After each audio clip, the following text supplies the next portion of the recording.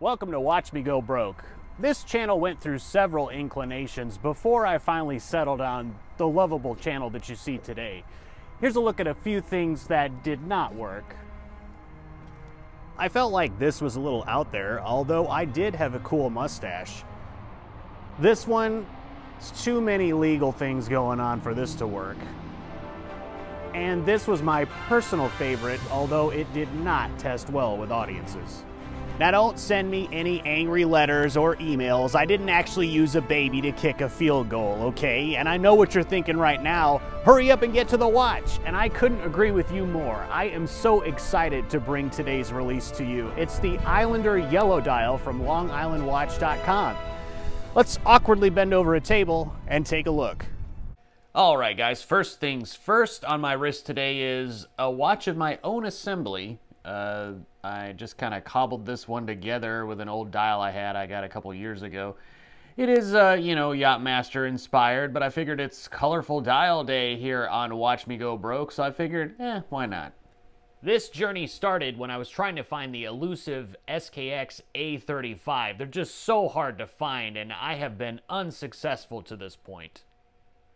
Okay guys, to satisfy my craving for the SKX A35, I went on eBay and I got one of these Malaysia specials of the Seiko 7002. Now, this is going to be an aftermarket dial, probably aftermarket hands, aftermarket bezel insert. I think the only thing original to the Seiko 7002 is going to be the case and the movement inside. Now, it does look very similar to the Seiko SKX A35, but it's not the same thing. And you guys know SKXs are like Pokemon. You've got to catch them all. So then I saw that Long Island Watch had made a yellow dial version of the Islander, their own original watch that they came out with to replace the discontinued SKX. So let's open up the box and check it out. And there she is in all her glory. Probably the closest thing any of us are going to be able to come to the SKX A35. You've got a 43 millimeter case, a 14 millimeter thickness, a lug-to-lug of 46 millimeters, a lug width of 22 millimeters. You've got a ceramic bezel insert that is fully loomed, applied indices, screw-down crown with the Long Island Watch logo. The case back is polished. Excuse me, I should have polished that before I tried to show you guys. Polished case back with a map of Long Island there and where the LongIslandWatch.com headquarters is located. It says Island Watch Sapphire 200 meters and Islander on the case back. And the lume on this is Super Luminova, and I will throw up a lume shot right now. It's just really good lume. It's nice and bright and it lasts all night. So on the dial, you've got all applied indices, and they are actually very tall and very thick, and they appear to be of very good quality. You've got the Long Island Watch logo just below the 12 o'clock marker, and just above the 6 o'clock marker is automatic and 200M.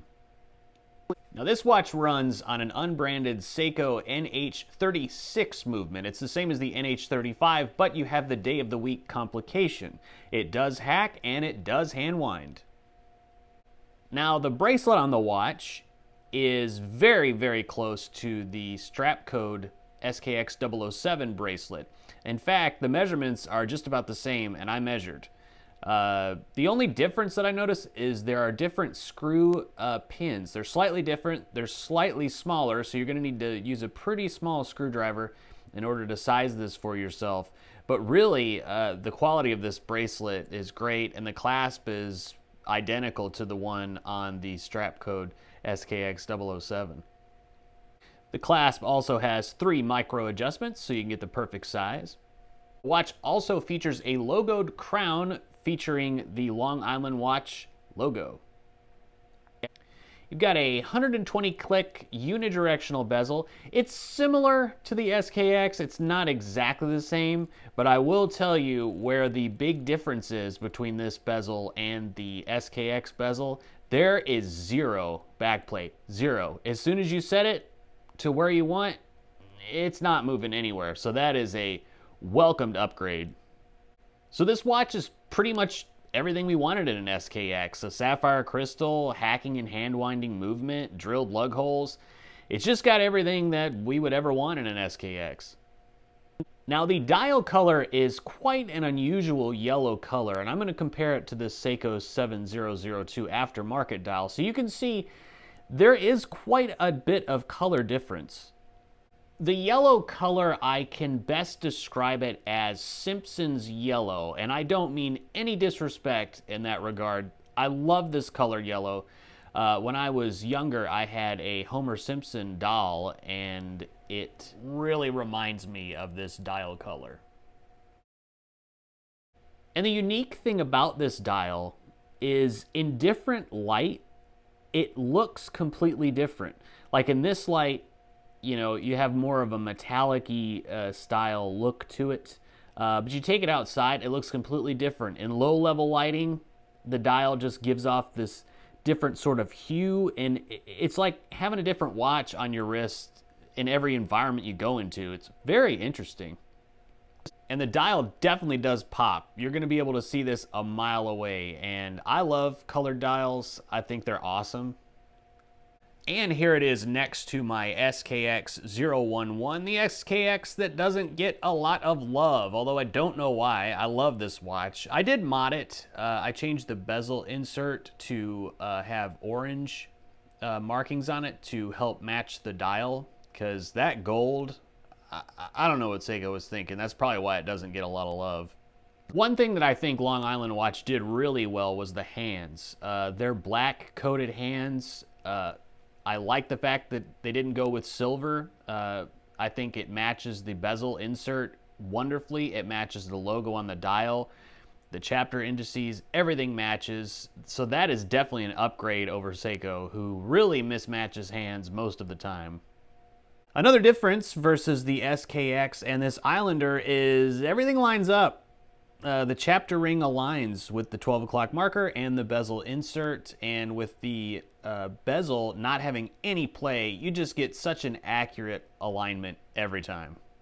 So what do I like about this watch? Well, pretty much everything. I love that it has a sapphire crystal. I love that the bezel insert is loomed. I love the action on the bezel. It's amazing. I love that the hands are in black. I love the dial color. It just pops. It's just amazing. I love the movement that it hacks and hand winds. I love that it comes on an extremely high quality bracelet for the price. It's amazing. And I like that I got this from an American business.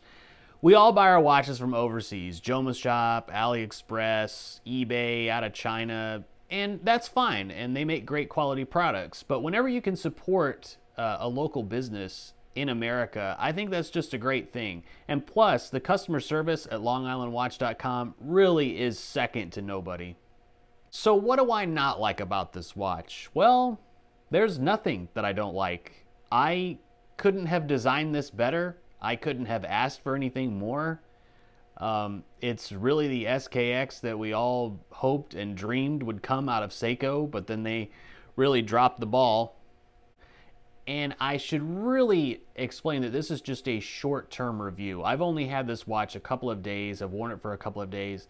I've really enjoyed it. I have not had any problems. Of course, I have not tested water resistance or anything like that. So this is just a short-term, almost like a first impression review. Maybe down the road, a year or two, I can do another review and we'll really kind of see how this watch holds up over time. But as of right now, I feel like I can wholeheartedly recommend this. I think the price is dead on. I don't know how he does that price.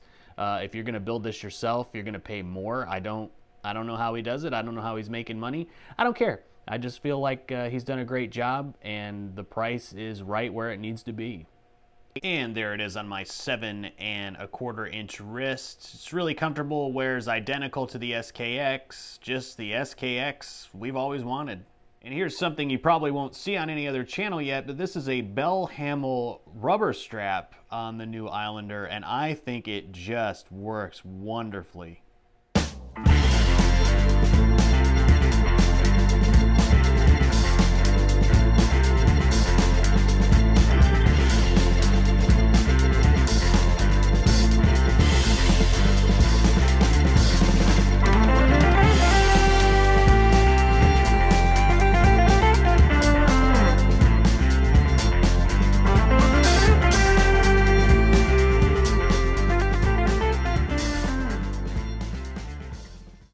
Well, there you go, the Yellow Dial Islander from LongIslandWatch.com.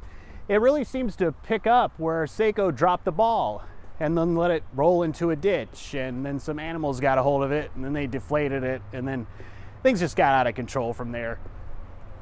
So until next time, I'm gonna jet on down to the Caribbean to test this bad boy out.